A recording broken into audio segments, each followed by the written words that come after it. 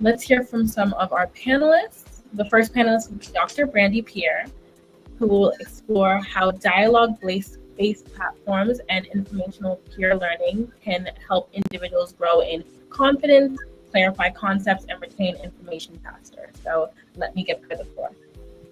Jay spoke a lot about, gaining knowledge and understanding kind of, what you learn and how to implement that and be creative in how you monetize it.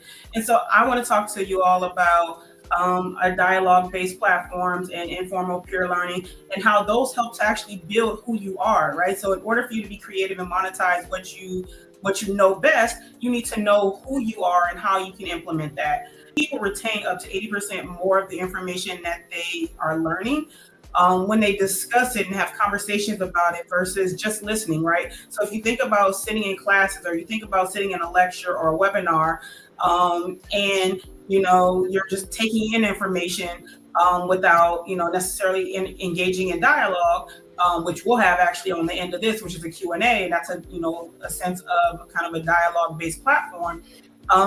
It's harder for you to retain that information if you're just passively learning. So I want to just talk to us a little bit more about what that means in terms of building our confidence in who we are and what we know, how we can make complex concepts simple, and also improving our retention of information.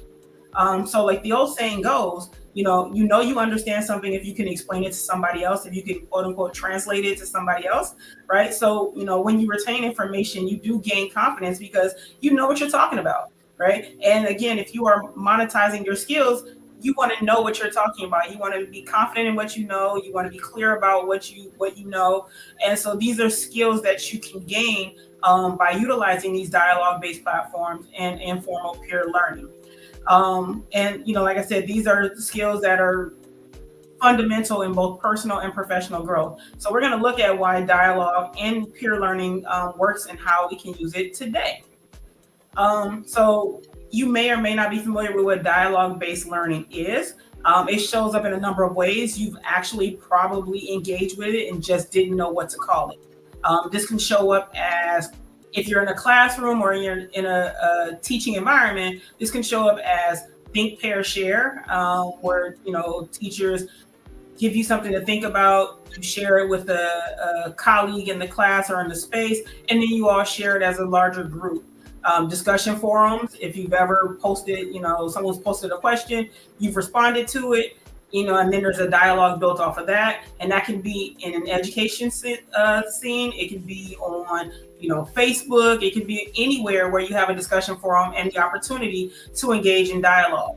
You may have also seen Fishbowl discussions, right? Where there's a smaller group in the center and a larger group that's observing them on the outside. And so both groups, the outside group observes what's happening on the inside group, and the inside group is having a dialogue about a certain topic.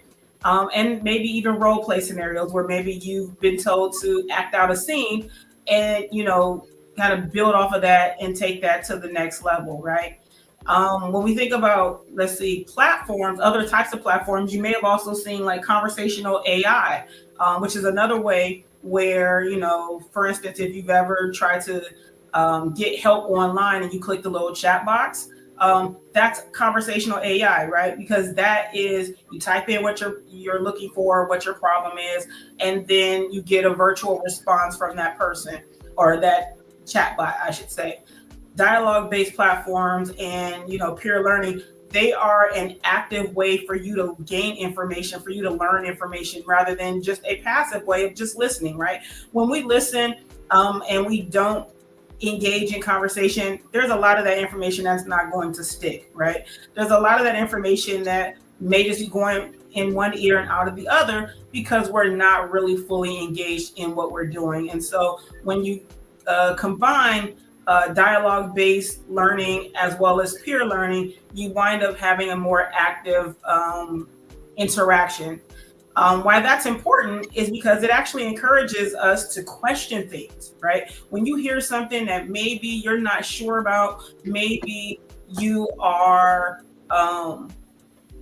requiring more information, you actually start to question that information. And so you start to dig in deeper, you start to analyze for understanding, and you wonder about, the who, what, when, where, and why, right? So you get a better understanding by asking questions and being engaged in that conversation.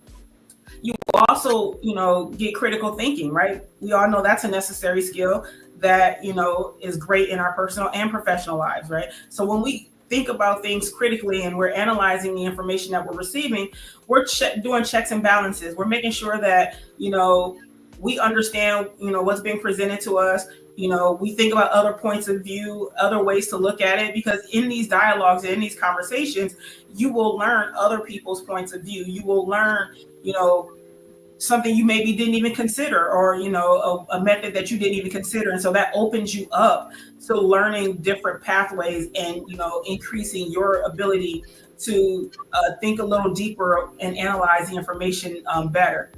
And then you also it also allows for collaboration, right? Co-creation, right? So being able to work with other people in an informal setting and, being able to share that information, you again get to collaborate with other people, other personalities, other points of view, and it just broadens your perspective on any learning that is possible, right? But it also encourages ownership of your knowledge, right? Because you all shape the conversation. If you're having a conversation with 1, 2, 3 other people, even if it's on the chat bot, right? It's virtual, but you have ownership of the knowledge that you gain from that interaction, right? So you own your own voice, how you communicate, how you express your conversation, how you express your thoughts.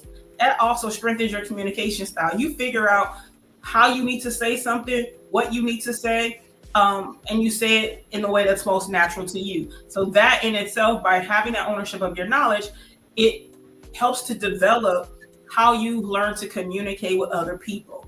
And these, again, are ways that when you tie into finding what works best for you and monetizing your creativity and your skills, you need to know how you're supposed, how to read the room, how to communicate with other people. And so that's kind of where these interactions build off of each other and grow that skill set for you.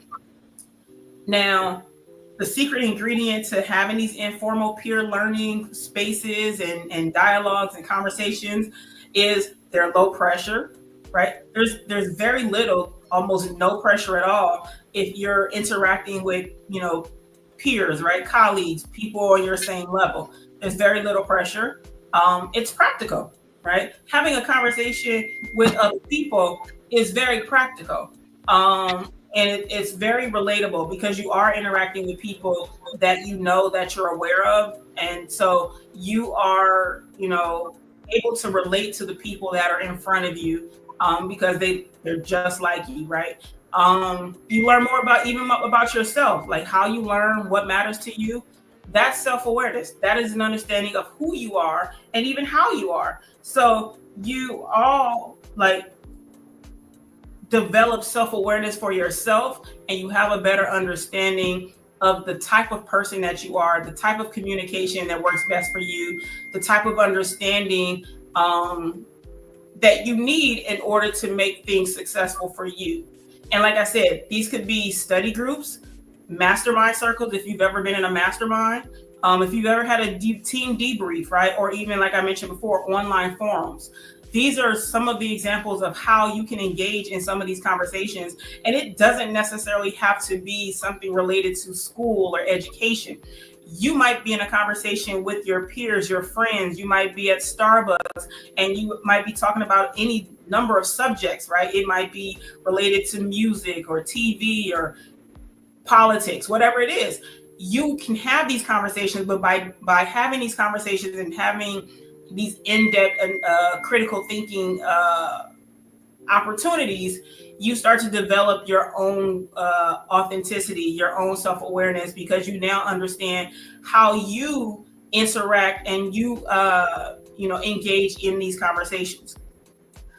Also, one thing that that's kind of pops out of this is when you're able to explain information to other people, you can either identify where their gaps are in the information or where your gaps are. Again, when you are engaging with other people, you may see something differently that you never considered before. So that might identify, maybe a gap in your own thinking because you never saw it that way, right? You only had one way that, this is it, 2 + 2 is 4, that's it, right? But somebody might, give you information about how, obviously that's a straightforward math, thing, but, the sky is blue. They might be able to argue, due to the sun and the water and, the mix of, the elements, maybe the sky isn't blue, but then it gives you the opportunity to deepen your own clarity on a particular topic so that you can understand other perspectives and not just be stuck on just one. And again, when you are in front of people and you are monetizing your information, you want to consider who your audience is, right? Because your entire audience isn't going to think the same way. So you want to be able to engage with people who have different opinions than you do, but being able to understand that is a possibility versus, my way is the only way, right? And you also, in that, dialogue, you also learn how to receive feedback in a safe space because you aren't in an informal space. Usually, like I said, with your peers, with your friends, you're in a safe space where you can receive feedback, disagreements and all of that without getting defensive, right? And that's a sign of high emotional intelligence, right? When you can receive feedback, not necessarily get defensive about it, but take that as a learning opportunity, you are increasing your emotional intelligence, but specifically your self-awareness, again, understanding who you are. So as I mentioned, before, how this all starts and why it all matters is you gain confidence, clarity, and retention of information, right? So in confidence, you speak your ideas out loud, right? You're not ashamed of your opinion because, again, you are able to say it out loud.